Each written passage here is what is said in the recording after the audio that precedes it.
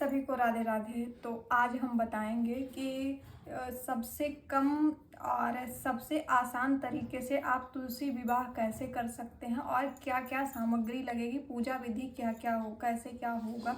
तो पहले हम सामग्री आपको बता दें कि कम से कम में आप कैसे कर सकते हैं। सबका जैसे जो सनातन धर्म से होते हैं और जो तुलसी विवाह करना चाहते हैं उनको नहीं पता होता है, तो उसी के बारे में मैं बता रही हूँ। और जैसे किसी का नहीं होता है, ज़्यादा पहचान नहीं होती है, ज़्यादा लोग नहीं कर पाते हैं, तो कम से कम चीज़ों में हम बताना चाहेंगे। तो सबसे पहले हम बताएंगे कि आपके यहाँ अगर तुलसी जी की शादी किससे करवाई जाती है। तो अगर आपके यहाँ शालिग्राम जी हैं तो शालिग्राम से करवाइए, नहीं है तो आप विष्णु भगवान की फ़ोटो ले आइए, और वो भी नहीं है तो आपके यहाँ लड्डू गोपाल हैं तो उनको भी ले आइए। तो हमारे यहाँ तो भाई ना विष्णु भगवान है ना शालिग्राम जी हैं, तो हम लेके आए हैं अपने घर में, अपने लड्डू गोपाल हमारे घर में हैं, तो हम इनसे अपनी तुलसी माता की शादी करवाएंगे।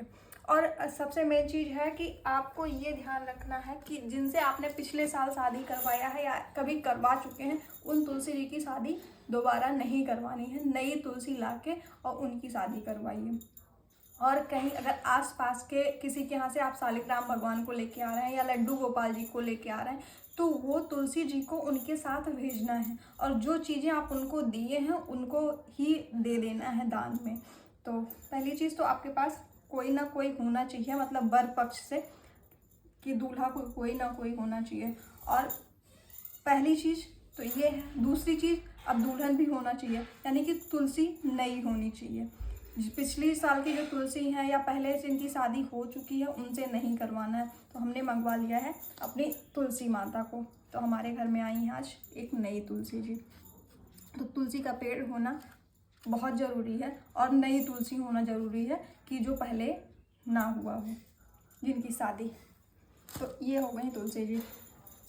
इनके साथ साथ आप लोग को पता ही होगा कि इनके साथ साथ हमारे घर में आते हैं गणेश जी, जिनका हर कार्य में उपस्थिति होना बहुत ही ज़रूरी होता है। तो हम गणेश जी को भी लाए हैं क्योंकि ये हर एक कार्य में होते हैं। तो शादी का कार्य है तो गणेश जी तो आएंगे ही आएंगे, कंफर्म है। तो ये हैं हमारे गणेश जी, तो इनको भी हम विराजमान करवाते हैं।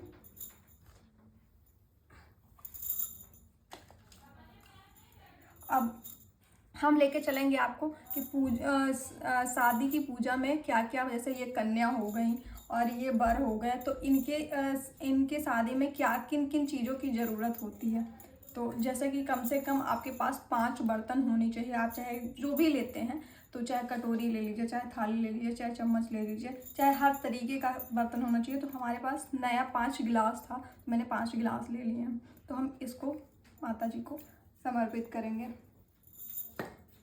फिर उसके साथ साथ ये हो गया कपड़े। तो हमने लड्डू के नए कपड़े ऑरेंज कलर के मंगवा लिए हैं, और ये कपड़े हो गए।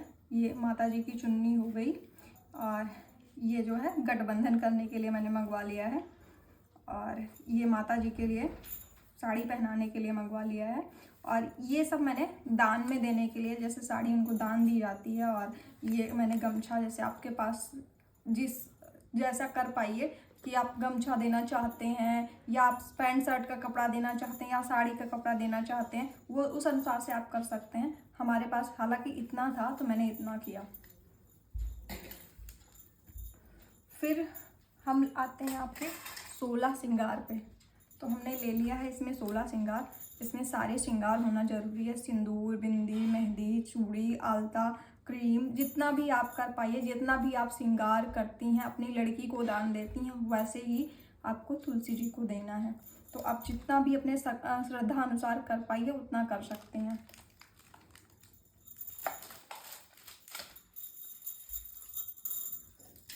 उसके साथ हो गया ये वरमाला है। ये 2 वरमाला होना चाहिए, एक तुलसी जी के लिए होना चाहिए और एक शालिग्राम जी के लिए, मतलब वर के लिए, एक वधू के लिए, दोनों लोगों के लिए होना चाहिए। तो ये वरमाला हो गया। उसके बाद में कम से कम आपका 5 ऋतु फल होना चाहिए। अगर 5 ऋतु फल नहीं है तो कोई भी चीज़, जैसे आपने 5 केला ले लिया या कुछ भी ले लिया, तो ये हो गया 5 या 7 फ्रूट्स हो गया। उसके बाद मिठाई की तो बहुत ज़रूरी होती है, शादी में मिठाई होना बहुत ही ज़रूरी होता है, तो मैंने मिठाई ले लिया है। आप अगर बनाना चाहें तो घर से भी बना सकते हैं, हमने तो बाज़ार से मंगवाया है। फिर साथ ही साथ ये कलश होना चाहिए। कलश, शादी में कलश स्थापना करना होता है तो कलश होना बहुत ज़रूरी होता है। और कलश के साथ साथ नारियल भी होना चाहिए और आम का पल्लू होना चाहिए। तो अभी हमारे पास आ नहीं पाया है, पर आप कलश के ऊपर आम का पल्लू रखिए, उसके बाद नारियल लगा सकते हैं। फिर आप पूजा में, जैसे आप माता जी का हल्दी करते हैं, हल्दी होना चाहिए माता जी का। जैसे आप अपनी लड़की की हल्दी करवाते हैं, पहले मेहंदी करवाते हैं तो माता जी का मेहंदी होना चाहिए, फिर हल्दी होना चाहिए, कुमकुम टीका होना चाहिए। और जैसे एकादशी के दिन चावल यूज नहीं कर सकते तो आप ले सकते हैं गेहूँ या सफ़ेद तिल ले सकते हैं, कुछ भी ले सकते हैं, क्योंकि एकादशी के दिन चावल बिल्कुल नहीं चढ़ाना चाहिए। फिर ये रोली हो गया कि चंदन टीका करने के लिए, और शुद्ध करने के लिए गंगा जल हो गया, आरती करने के लिए कपूर हो गया, और आप शुद्ध देसी घी की आरती कर सकते हैं, उससे भी कर सकते हैं। और हर कार्य में, हर पूजा में आपको देसी घी का दिया तो जलाना ही चाहिए। अगर देसी घी ना हो आप तो तिल के तेल से भी जला सकते हैं। और ये हो गया धूप। और सबसे मेन चीज़ ये है, ये जनेऊ है। ये जनेऊ जो है ये आप ठाकुर जी को भी पहना सकते हैं और आपके गणेश जी को, तो 2 जनेऊ होना ज़रूरी है। और श्रद्धा अनुसार आपका दक्षिणा होना चाहिए, क्योंकि गठबंधन करेंगे तो उसमें भी डालना चाहिए। और उसके साथ साथ आपको दक्षिणा अपनी लड़की को देते भी हैं तो उसके लिए होना चाहिए। और सिंदूर दान करने के लिए या तो आपके पास चांदी का सिक्का होना चाहिए या तो अंगूठी वगैरह हो, तो उससे भी सिंदूर दान करवा सकते हैं। जैसे आपके घर में होता हो लड़की की शादी में, उसी अनुसार से आप करिएगा। तो ये हो गया हमारा पूजा सामग्री।